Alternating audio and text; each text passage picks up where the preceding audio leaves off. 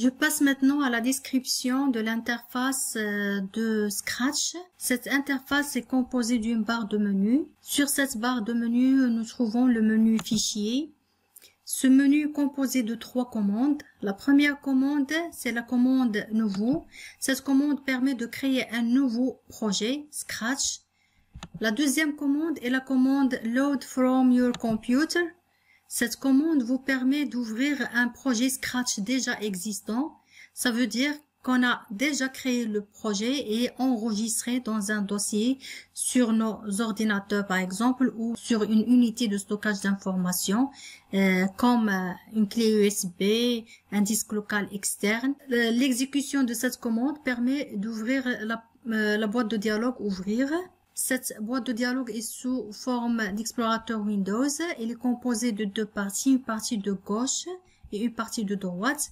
La partie de gauche contient toute la racine du système et nous permet de chercher le dossier où nous avons déjà enregistré notre projet Scratch. Par exemple, j'ai enregistré mon projet que je veux ouvrir dans le dossier mes projets dans le disque local D. D'accord? Pour ce faire, je dois cliquer sur ce PC. Donc, vous voyez ce PC, il est affiché sur la barre d'adresse. Bien sûr, lorsque j'ai cliqué sur le dossier système, ce PC, son contenu est affiché sur la partie de droite. Je clique après sur le disque local D, d'accord?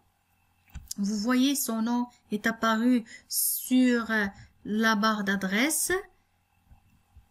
Ensuite, je dois cliquer sur le dossier où j'ai déjà enregistré le projet que je veux ouvrir. Dans mon cas, c'est le dossier mes projets, d'accord?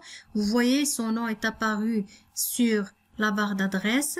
Je clique sur le dossier forme et après je dois sélectionner mon projet que je veux ouvrir. Vous voyez sur la barre d'adresse ce PC data D mes projets forme représente le chemin ou l'adresse de mon projet. Donc je sélectionne mon projet, pardon, le projet Cercle P.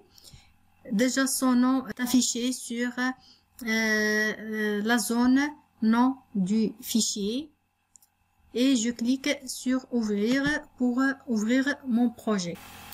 Je passe maintenant à la dernière commande du menu fichier. Je clique sur la commande sauvegarder sur votre ordinateur.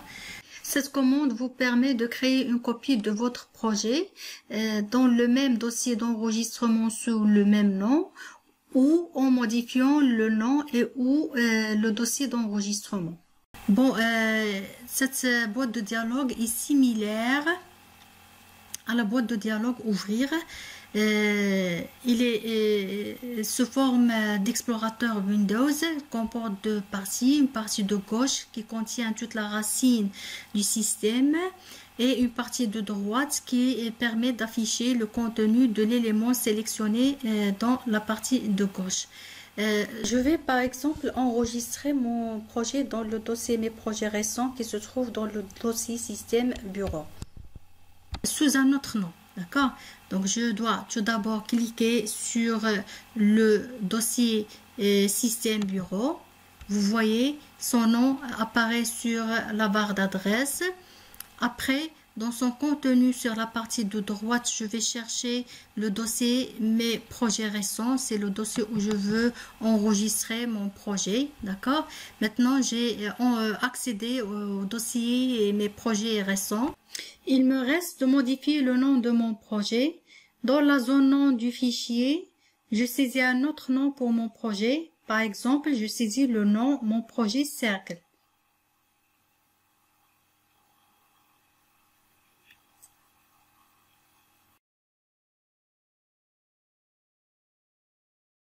Et je clique sur le bouton enregistrer pour enregistrer la copie de mon projet. Le nom de mon projet devient bien sûr mon projet Cercle. Sur la barre des menus, il existe une icône très intéressante, c'est celle-ci. Regardez quand je clique sur la flèche vers le bas de cette icône, ça va ouvrir une liste contenant plus que 40 langues, vous permettant de modifier l'affichage de votre interface. Quand je clique par exemple sur la langue English, vous voyez que tous les blocs d'instruction, les catégories des blocs d'instruction, ainsi que les noms des menus et les noms des commandes sont devenus en anglais, ce qui permet à l'élève de programmer avec sa langue maternelle et par conséquent de lui faciliter la programmation. La commande tutoriel vous permet d'ouvrir le guide de prise en main de Scratch en présentant plusieurs projets dans une interface nommée « Choisis un tutoriel ». Ces projets sont classés selon différents thèmes sous plusieurs onglets. Chacun porte un nom désignant le thème de ces projets. Ces tutoriels aident l'apprenant à comprendre plusieurs notions dans Scratch. Par exemple, je prends la catégorie animation. D'accord. Je clique sur la catégorie animation. Je prends le projet Make It Fly. Bon, regardez, c'est ça l'interface de conception du projet. Ce tutoriel présente la conception du projet sur plusieurs étapes. Par exemple, dans la première étape, d'accord? Donc je clique ici.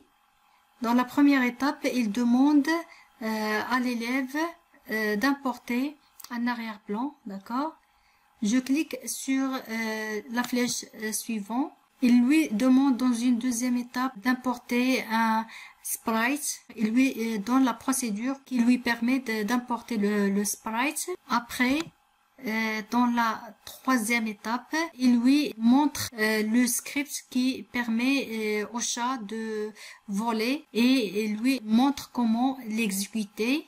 Et ainsi de suite. Donc, si on veut, par exemple, revenir sur une étape précédente, il faut cliquer sur cette flèche. Si on veut, par exemple, passer à l'étape suivante, donc, on clique sur l'autre flèche. Ce qui va vous aider à concevoir votre projet et par conséquent, apprendre comment programmer avec Scratch et explorer les fonctionnalités des différents blocs d'instruction.